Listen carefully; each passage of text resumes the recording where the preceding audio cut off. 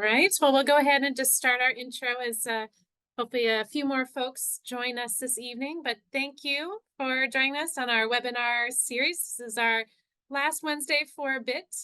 We should have some additional webinars, but I'll make sure everyone gets a notice on that through our plan revision website on what those opportunities will be in the future. But we will move along here. Next slide. So just our agenda for this evening, we'll first just have a few introductions of our facilitators, go over a few ground rules and some Zoom tips. We'll have our webinar presentation, and then we will have our question and answer session. My name is Erin Matthews. I am the Tongass Revision Plan Coordinator on the Forest. We'll be facilitating with Erin Lynn Nesser. She is the Senior Planner for the Pacific Planning Service Group, which is part of the Forest Service, and they are assisting the Tongass National Forest in this large plan revision effort. So just some meeting ground rules. This meeting is being recorded and will be posted to our plan revision website under our media library. And you'll see this QR code pop up a lot, and that's a quick way to go to our website if you haven't already been there. Closed captioning will be available on the recorded version of this presentation, and apologize for errors and some spelling, but it's pretty accurate on what we're saying this evening. If you could please keep your microphones turned off and videos turned off during the meeting, and we will have that question and answer session when you can raise your hand to unmute and speak at that time. And like I said, we will have the question and answer session, so those questions will be addressed during that session after our presentation.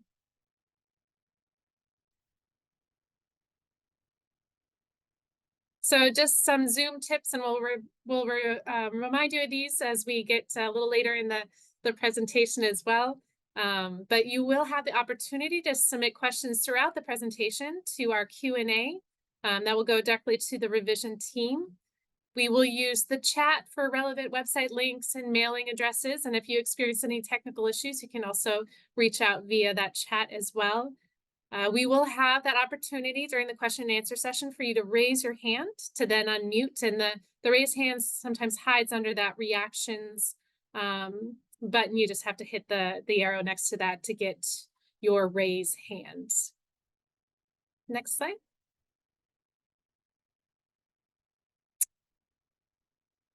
So this evening, our presentation is going to focus on a few of the resources extracted from the Tongass and how these resources will be considered in this land management plan revision. For this particular presentation, we're just focusing on the most commercially important resource extracted, which are timber, fisheries, and minerals. We will not be discussing subsistence tonight, but the assessment and revised plan will include sustainability of all subsistence uses, from hunting to fishing to cultural use of wood, gathering, and of course, the inherent cultural importance of those life-sustaining resources from the Tongass National Forest. It'll be a major focus in our assessment. And so we'll briefly touch on subsistence use of resources, but for this particular presentation this evening, we're just focusing on more commercial uses and the way that those commercial uses will be considered in this plan revision. And we have several speakers this evening. We have Deanna Engelman. She is a forester from the Pacific Planning Service Group. We have Sheila Spores, who is our Forest Management, Soils, and Ecology Staff Officer from the Tongass. Then we have Hannah Harris, our Fisheries Biologist on the Tongass. And then Casey Lufborough, our Minerals Program Manager. So with that, I'm going to hand it off so we can begin our presentation. Okay, thanks, Erin. So I'm up. Next slide.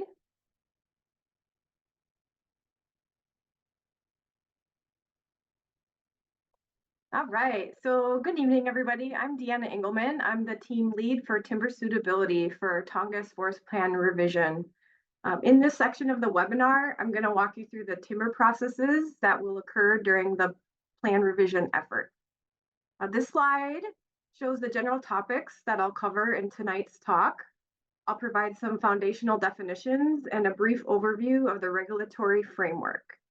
Then I'll walk through the two main pieces of the revised plan that are directly related to timber management and outputs, which are timber suitability and timber metrics and other plan content. Next slide. Before we dive in, I want to clarify that most of what I'm talking about is not directly applicable to the draft assessment that you'll see out for comment in early 2025. The draft assessment is focused on summarizing the existing conditions, status, and trends under the current management paradigm, which is the 2016 Forest Plan for the Tongass. The timber processes that you hear about today are more relevant to plan development stage of the process, which will be coming up around June of 2025. So this webinar may help you in reviewing the draft assessment by letting you know a bit about where we are headed and hopefully set the stage for your engagement on timber-related processes that will occur during the plan development stage. Next slide. So let's begin with a broad overview of what that required plan content is. So the first bullet is about identifying lands that are suitable and not suitable for timber production. The next three bullets tell us to include plan components that spell out when and how we conduct timber harvest, both on lands suitable for timber production and on unsuitable lands for other purposes, as well as limitations on timber harvest. The limitations on harvest include, but are not limited to, considerations found in the NIFMA, which is the National Forest Management Act. The last bullet involves displaying our likely vegetation management practices, such as types and acres of harvest and timber volume outputs over time. Next slide. So let me cover the three crucial definitions we'll need to understand. The first is timber production. So this is getting at regulated forestry practices, which is cutting timber for the purpose of providing timber products. Next is timber harvest. And timber harvest is a broader term that encompasses the removal of trees for any purpose. This work can still have timber volume outputs and result in harvested acres, but includes situations where the harvest is done for purposes other than timber production. And the last definition is lands that are suitable for timber production. So these are lands where timber production, as I just defined it, is the primary or secondary use of the land. That this activity would continue even after desired conditions are achieved, where the flow of timber can be scheduled predictably, where regeneration is intended, and where timber production is compatible with the desired conditions and objectives for that land. Okay, so now let's dive into the timber suitability process. So there are two primary steps. The first step is identifying lands that may be suitable for timber production. At this phase, we look at technical criteria from the NIFMA to define the maximum possible area that may be suitable for timber production. This piece is sort of black and white in terms of the technical criteria that we consider, and the useful input at this phase would be related to ensuring that we will use and interpret available data to represent those criteria correctly. The second step is when we define the lands that are suitable for timber production based on all desired conditions and management objectives for the land. This determination incorporates more qualitative factors and discussions about how we want to manage the land under this revised plan. Next slide.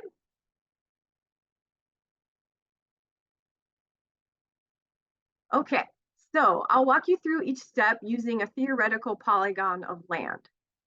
So in step 2, we start with all National Forest System lands on the forest, and we subtract lands that match one or more of these 5 criteria from the NIFMA listed on the left side of the screen there.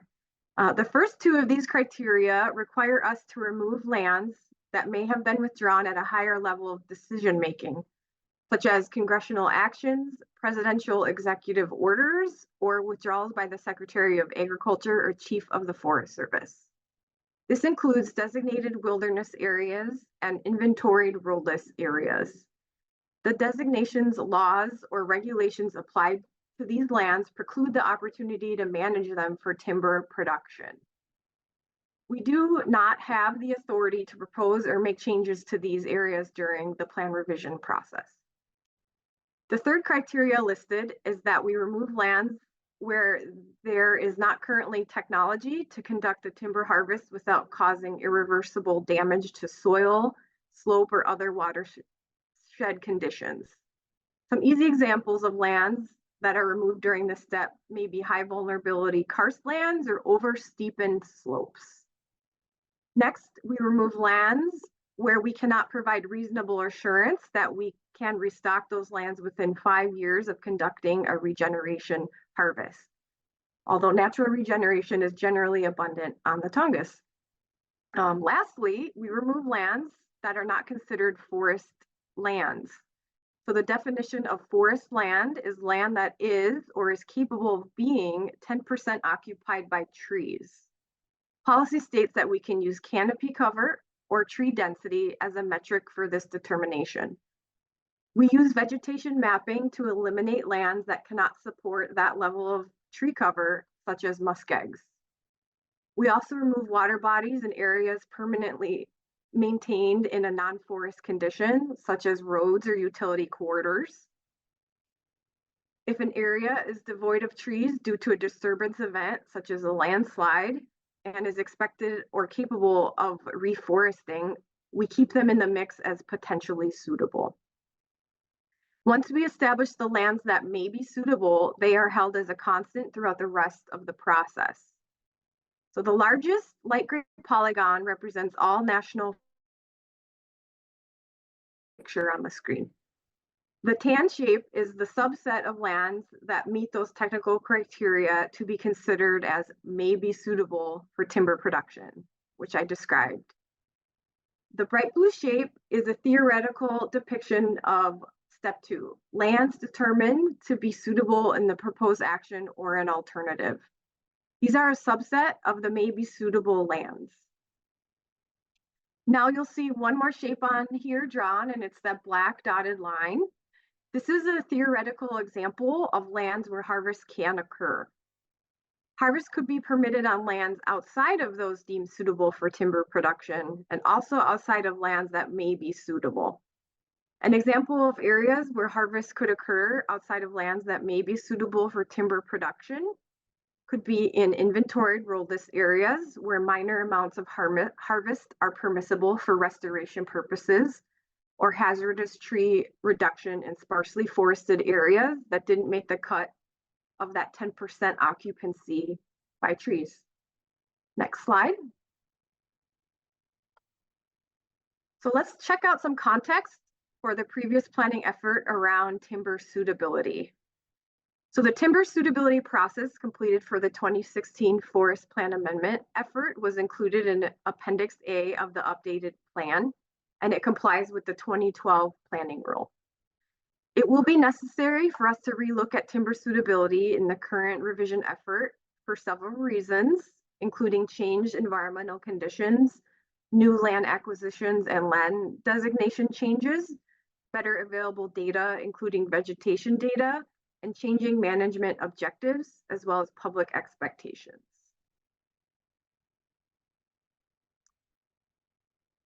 Okay, so let's move away from the timber suitability determination to the other timber metrics and plan content.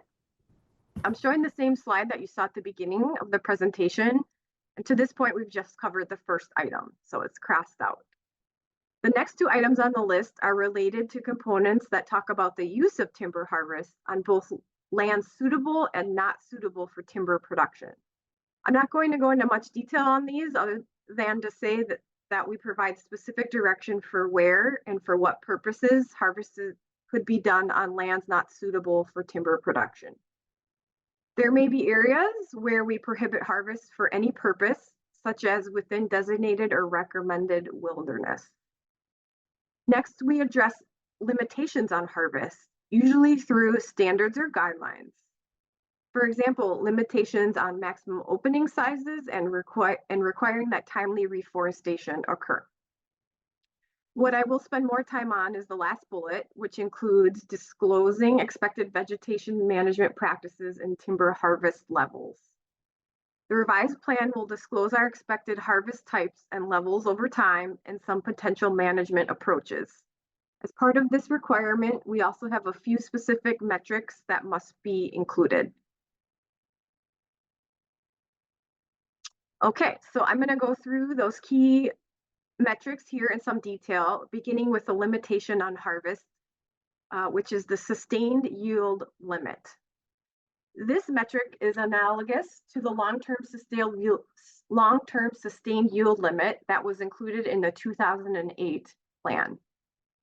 And both are meant to provide an upper ceiling on the level of timber harvest that may be conducted while meeting the requirements for long-term sustainability. The 2012 directives define it very specifically, as I'm showing on the slide. It is calculated for all lands that may be suitable for timber production, and it is a constant across all alternatives. This number is not limited by financial constraints or any other resource constraints. This number is not a target or an objective, it is a limitation. In short, the sustained yield limit reflects how much timber we can theoretically harvest if our only consideration was ensuring sustainability over time. This number will be displayed as a standard in the revised plan. Next, let's talk about the potential timber sale quantity, also known as PTSQ, and potential wood sale quantity, which is PWSQ. The latter of these is closely analogous to the concept of allowable sale quantity from the 1982 planning rule, which was what was used in the 2008 forest plan. The PTSQ includes only timber volume that meets utilization standards. In other words, logs on log trucks. The estimate includes potential harvests from all lands, not just lands suitable for timber production. Unlike the sustained yield limit, this number is generated based on a consideration of all other plan components, the unit's fiscal capabilities, and associated resource limitations that influence the timber harvest program under the proposed action or a given alternative. The PWSQ is essentially the PTSQ, which is logs, plus any other sources of woody materials such as firewood and biomass. In addition to disclosing these metrics as potential management approaches, the forest may choose to include these metrics as objectives in the revised plan. We are required to display these estimates based on the expected fiscal capability of the unit. However, we also hear a lot of interest in what a forest could do if money and capacity were not limiting factors. So with this in mind, many forests choose to also communicate what these volume outputs could be without the financial constraint applied. As I just alluded to, we use a timber scheduling model to calculate these timber metrics. The Tongass has an extensive inventory of tree and vegetation data from across the forest that has been used to develop the yield tables and the prescriptions. The modeling process is fairly detailed and complex. The modeling incorporates current vegetation data, how we expect forest stands to grow over time, how treatment prescriptions can be applied, and how harvests can move the landscape toward desired conditions given applicable resource constraints. Given all these pieces and parts, the model schedules the amount and types of harvests to the right vegetation types over multiple decades to most optimally achieve desired conditions and objectives. The outputs from this effort include the sustained yield limit, the anticipated acres and types of harvest over time, and the expected timber outputs, which would be the PTSQ and PWSQ. Next slide. Okay, So as Aaron mentioned earlier, we recognize there are other uses of forest products in addition to timber and timber related products. These could include cultural uses, uh, firewood, and local building materials. Subsistence is very important, but it's not the focus of this webinar. The plan will definitely include consideration of subsistence and planning around subsistence, as well as other uses and how to provide for the sustainability of all uses. With that, I will pass it over to Sheila Spores.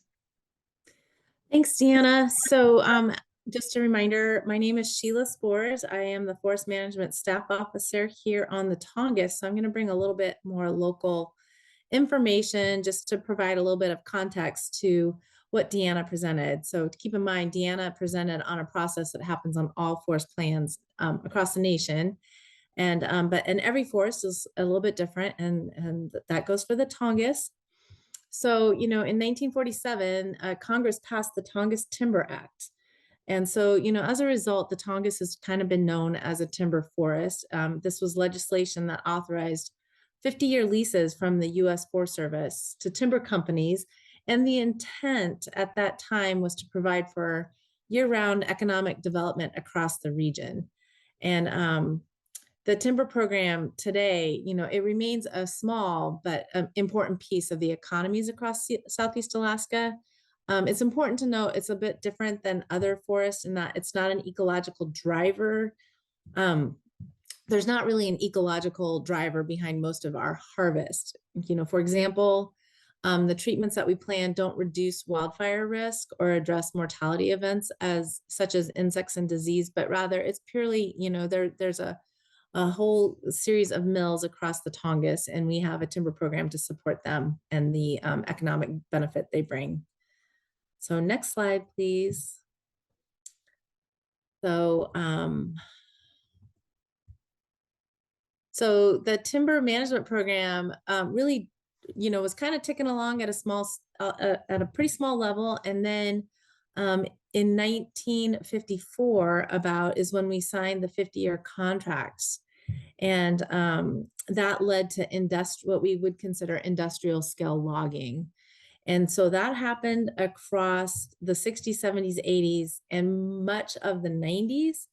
But a combination of a new forest plan in 1997 and a drop in the global pulp market led to the end of industrial scale logging.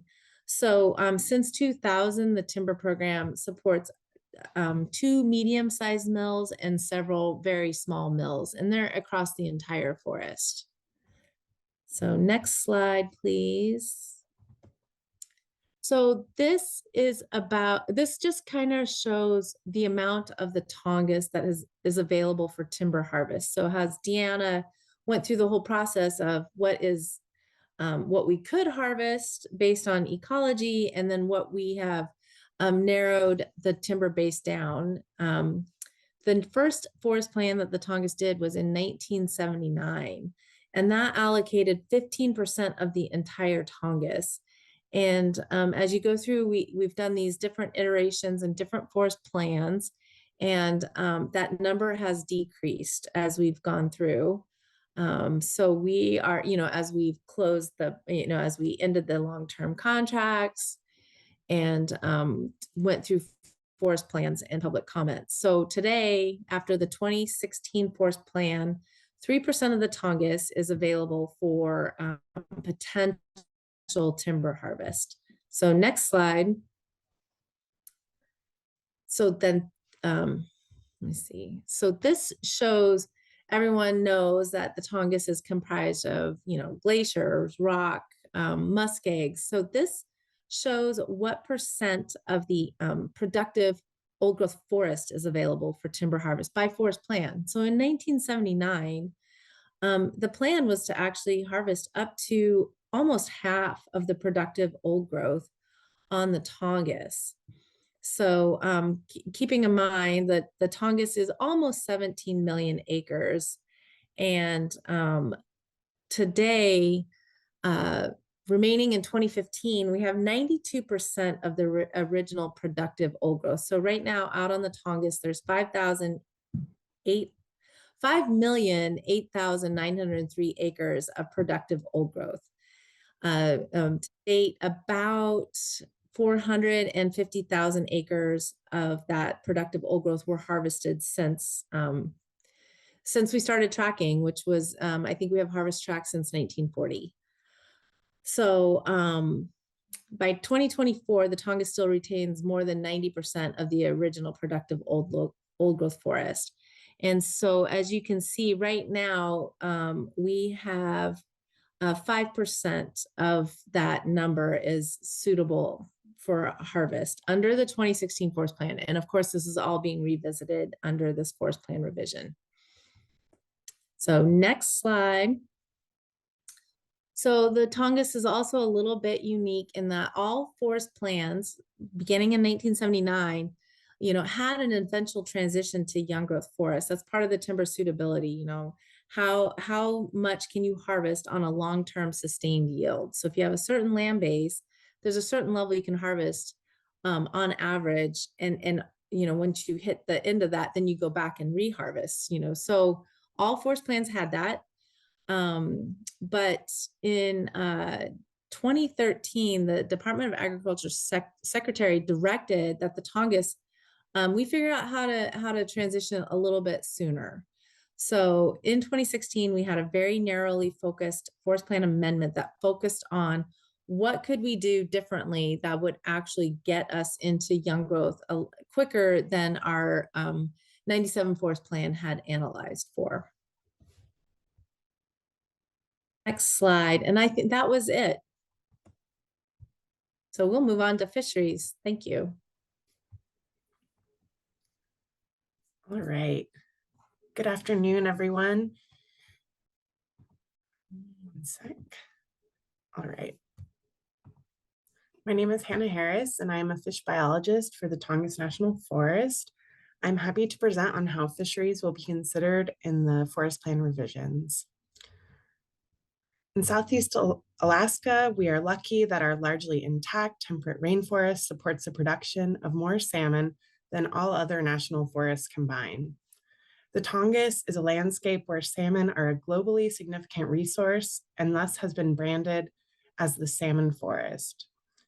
The Tongass National Forest rivers, lakes, and streams support sustainable fisheries, indigenous cultures, and the Alaskan way of life.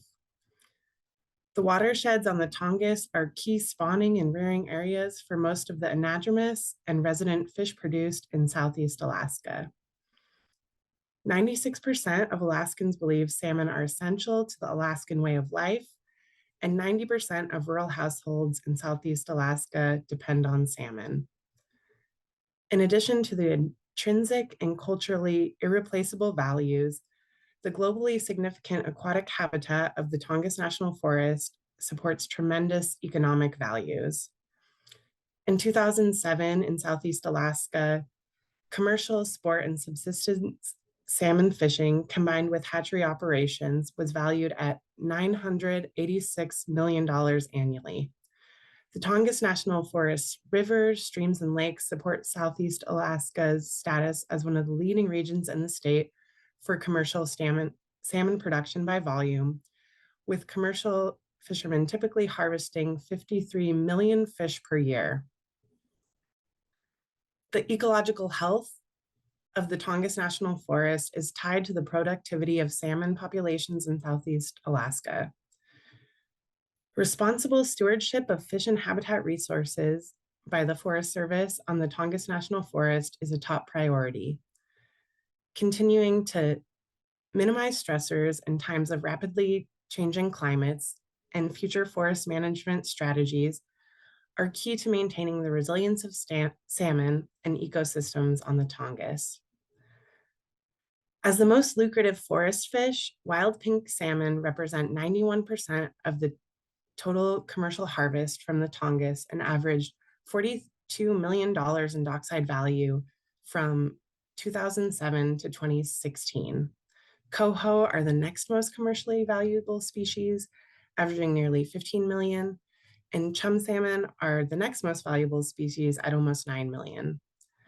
This graph shows commercial salmon landings by species in Southeast Alaska and Yakutat. In 2023, sockeye salmon escapement goals were met or exceeded in 9 of the 12 systems monitored. McDonald Lake was within goals for the first time in 8 years. Coho salmon met or exceeded escapement goals in the monitored systems. Escapements of pink salmon were generally strong throughout the Southeast region, and all escapement goals were met or exceeded. Summer chum salmon escapement goals were met for 2 of the 3 subregions. 75% of the commercial salmon harvested originated from the Tongass National Forest. This means 40 million salmon were harvested with a dockside value of over $68 million. Commercial salmon fishing supported roughly 4,682 jobs, or 1 in 10 jobs in Southeast Alaska. Next slide, please. To meet ANILCA Section 507B, the Cooperative Fisheries Planning Status Report will be updated as part of this forest plan revision. This report will include commercial harvest and value of salmon produced in Southeast Alaska. It will also summarize hatchery program efforts, including numbers of juveniles released from hatcheries and commercial harvest of hatchery stocked salmon.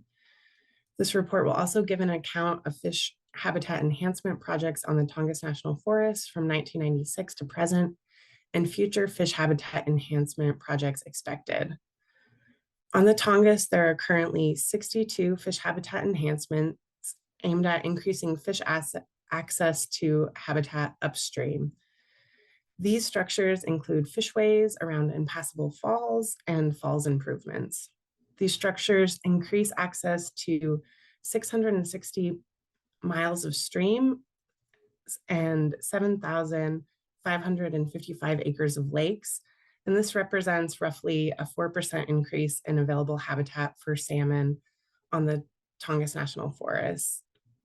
These structures are aimed at opening fish habitat to boost salmon production on the forest in 43 watersheds.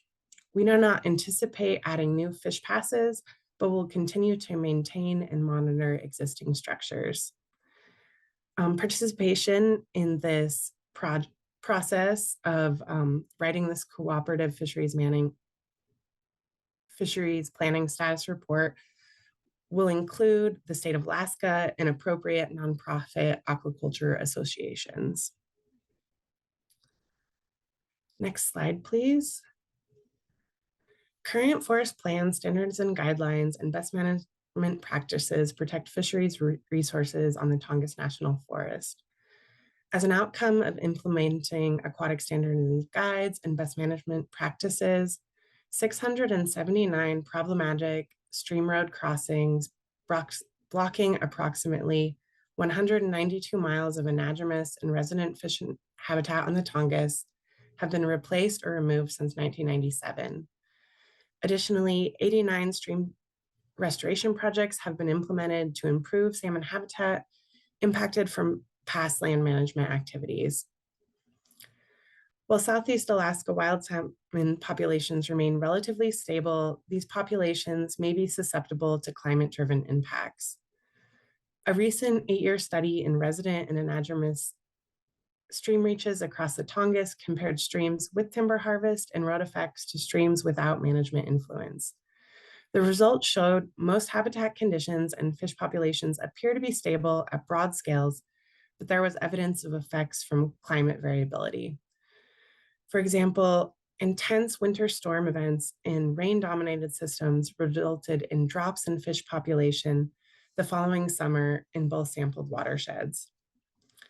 As the hydrology of watersheds transitions from snow to rain and winter storm intensity increases, streams with wider channels and deeper pools that provide summer habitat may not provide adequate winter refugia due to scouring. Protection of off-channel habitats and restoration in main stems by maintaining pools will be important with future changing climate conditions. The plan revision will consider new information, new conditions, and will consider how best to sustain subsistence, sport, and commercial fisheries, and the important ecosystem function of salmon on the Tongass. The forest plan revision may also help guide restoration. We will continue to use the watershed condition framework, which is a national framework in our planning process to guide our investments in restoring the highest priority watersheds across the Tongass. Thank you so much for your time and interest. And with that, I will turn it over to Casey.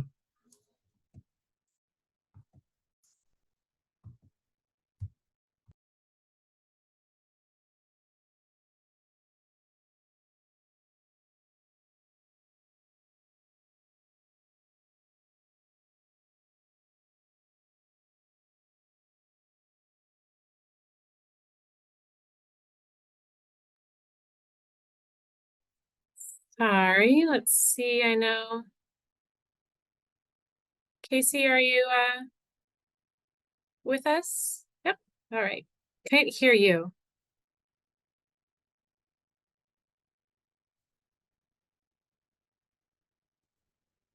You got me now? Yes, thank you. Perfect.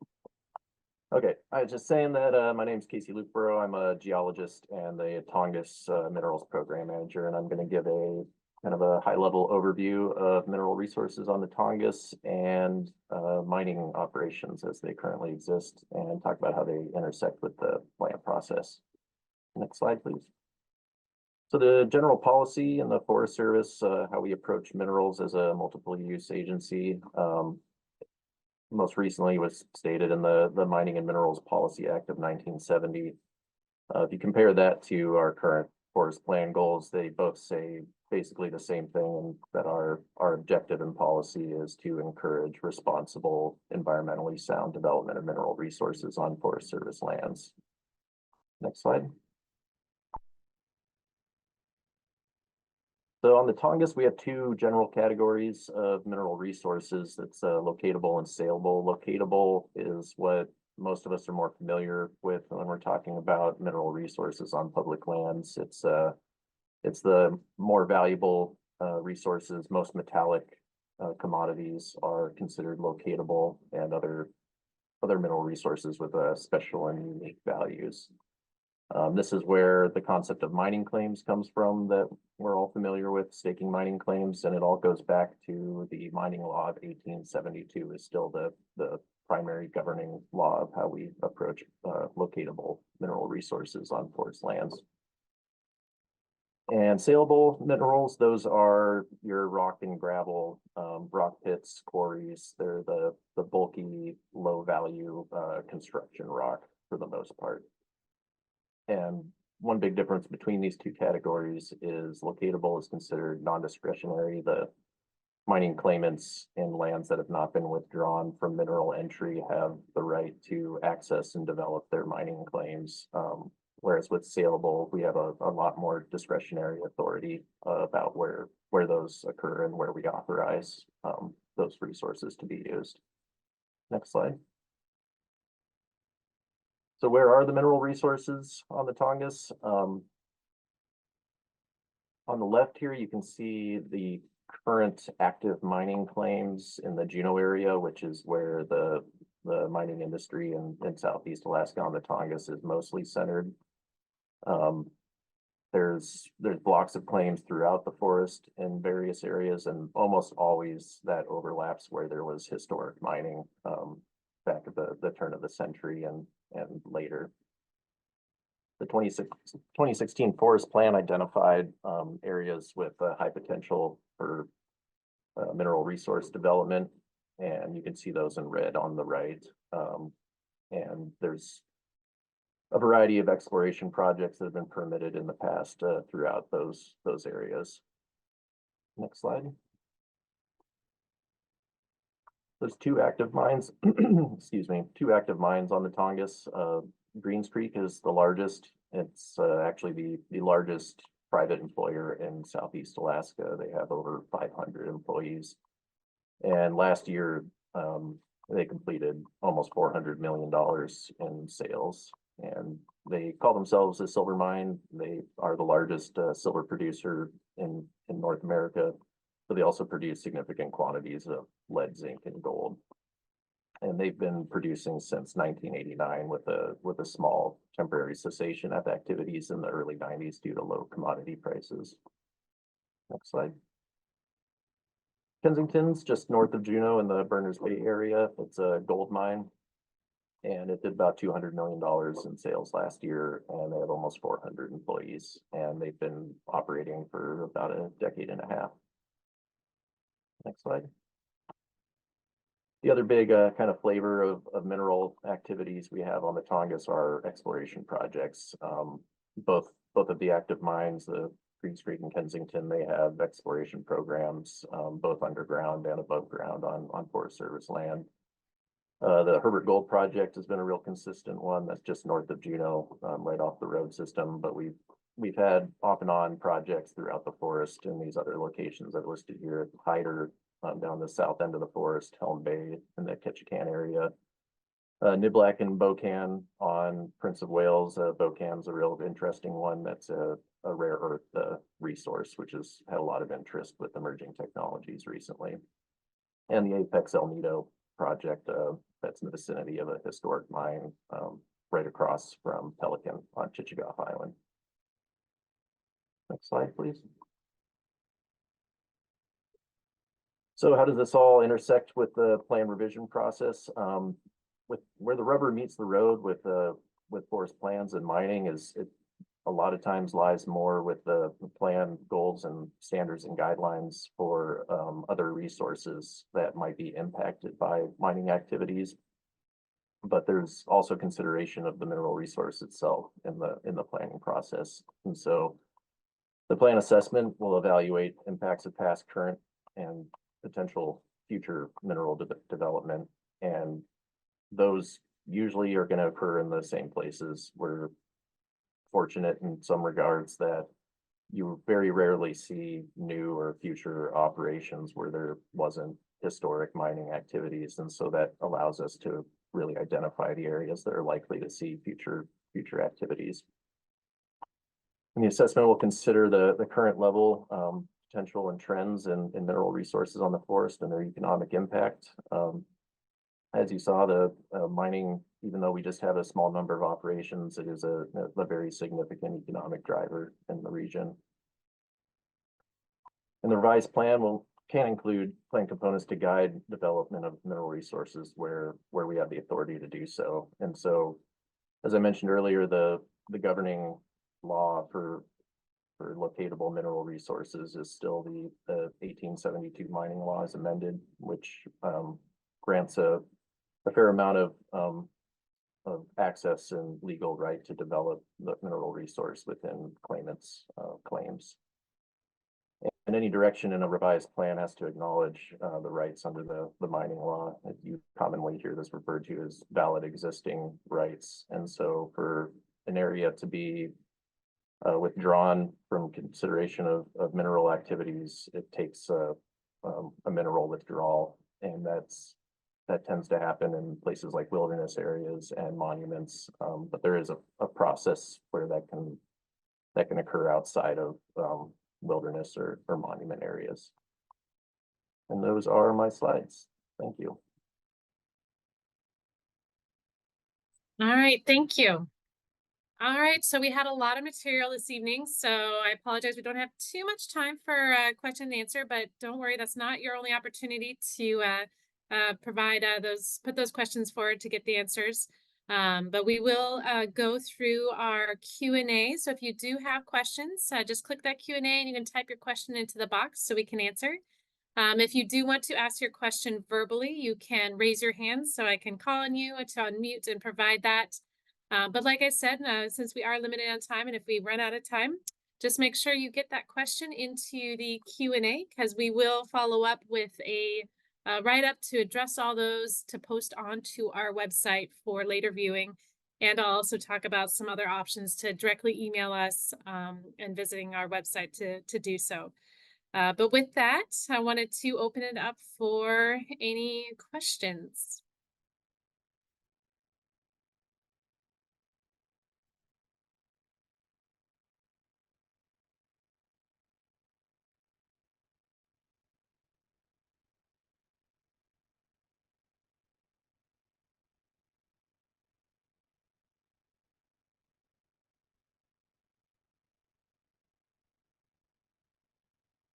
And I'm not seeing any come through quite yet. So while you're thinking, or maybe typing those into our Q&A, Erin, you can go ahead and advance and I'll keep talking. Actually, we just got one that came in.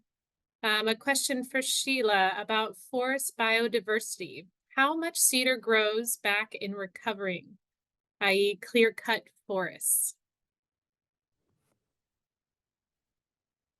Oh, thanks. That's a great question. We actually find that anytime we harvest, we get about the same percent of species back that were there before. Cedar on the Tongass is a little bit different than cedar in British Columbia, we found, in that cedar actually likes openings. So if we want to get cedar and spruce back, we actually do prescribe clear cutting. We also then help cedar along by using our pre-commercial thinning program. That's where we go in when the trees are about age 15 to 20. And we'll go in and natural regeneration is so abundant that the trees begin competing with each other at 15 to 20. And we go in there and we'll remove the competition. We thin the trees down to about what we have in an old growth forest, about 220 trees per acre. And when we do that, we favor cedar. So we do get a lot of cedar back. And then when we thin, we favor, and that even will increase the cedar component even more. Did that answer the question? Paul, just let us know if you wanted to get some further clarification on that. But thank you, Sheila. Yeah, I guess I would. Do you hear me okay, Erin? Yes. So cedar is really important to salmon. And when you look at Forest Service second growth timber sales, you actually see that there's no cedar growing back in areas where there once was. So I guess I'm confused about that, because you look at the actual data and it says yellow cedar and red cedar are not growing back in areas that are previously clear cut, and it's got some value for wildlife and biodiversity and other species, and it has to do with the suitability of timberlands for future uses under the new plan. So I'm not seeing that in the data, so I'm confused about the answer, I guess. No, yeah, that's another point to the complexity of our forest management history. As you know, we in the 40s, 50s, and 60s, what was wanted was spruce and hemlock. And so that's what the primary harvest was. And then also the harvest started in the valley bottoms, which happens to have more spruce and hemlock, especially in the higher productive sites.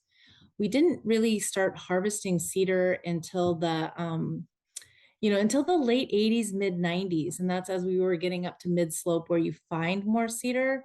And then also the Tongass Timber Reform Act had a provision that called for I can't think of the word right now, but that we had to then start harvesting across productivity classes. And when that happened, then we started seeing more cedar in our harvest. So if you go into our 20, 30-year-old stands, 40-year-old stands, you will see a lot of cedar, but you're absolutely correct. Our oldest young growth stands, the 50, 60-year-old stands, are predominantly spruce and hemlock. And also when we started our thinning program, we favored spruce. So you will see more spruce in those older stands.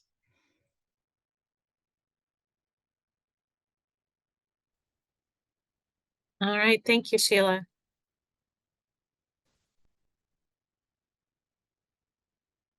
I haven't seen anything else come in on the Q&A. I do just want to encourage everyone, if you haven't already gotten plugged into our notification emails, this is a screenshot from our plan revision website where you can enter your email to get onto our email list. So anytime any comment periods or just information is available, be sure to check that out because we'll send some updates. And like I said, if you do have some questions or think of something after this webinar and want to reach out to the team, you can do so at our plan revision inbox, and that's Tongass Plan Revision at USDA.gov. And so we will get that over to the proper specialist to get that answered for you, but just another way for feedback and questions. And Erin Lynn did put a lot of that information into the chat as well for our general revision email inbox, as well as both our individual emails for you to reach out. Haven't seen anything come in yet. So Erin, and next slide. So you are at the end of the webinar series, but just want to say that if you missed any of these other webinars that took place, they are all available on our plan revision website under Media Library. And the question and answers do get posted on our engagement page on that plan revision website under Q&A from past engagement efforts. So those are also available for you. Next slide. We are actively in the communities. I hope everyone knows about that, but if not, please check our plan revision website to find out the community workshop near you. We're kind of midway through, and these are great in-person opportunities to provide input and feedback to the force as we're just starting out this revision process. Again, it's going to be long, so this isn't going to be the only time we're engaging with you. There's going to be several more opportunities, but this is a good guiding management perspectives and just your vision and what trends you're seeing on the forest. So highly encourage you to visit these if possible. Next slide. We do also have revision office hours. So if you ever want to kind of get Erin, Lynn, and myself pinned down to ask some of those questions or bring up whatever you wanted to about the revision, we are available at 2 different times in the month, both the daytime, the first Tuesday of the month, and then the 3rd Tuesday in the evening. So just another opportunity. Again, these are found on our plan revision webpage. Next slide. And just to kind of highlight where those are, because a lot of folks say they're kind of hidden. I know there's a lot of buttons, but hopefully easy to navigate once you know where everything's at. But we do have that media library. That's where the webinar recordings get posted shortly after the webinar is completed. The engagement opportunities is under that public engagement button, and that is also where the Q&A gets posted from these webinars. And then we do have some other great resources available, our plan revision library, supplemental information. We have frequently asked questions, so I encourage you to go to that site to get that additional information. Next slide. And if you are not able to visit our in-person workshops, Spruce Root, our partner, has developed a feedback form that you can provide some of that same information that we are engaging with folks at those in-person opportunities. So you can grab that QR code, and sorry, I always forget the name of those things, or the in the chat, Erin Lynn has also put a link to that form so you can provide your input that way. But this is also at the community workshops. So if you're attending those, then you'll have ample opportunity to provide your feedback at that event. But that is all that we had prepared for you this evening. I haven't seen any questions come in, but we will stay on the line here for a couple more minutes and see if there's any last minute questions. And again, if you think of it later, please feel free to reach out to our plan revision email or Erin or myself to see the answer for that.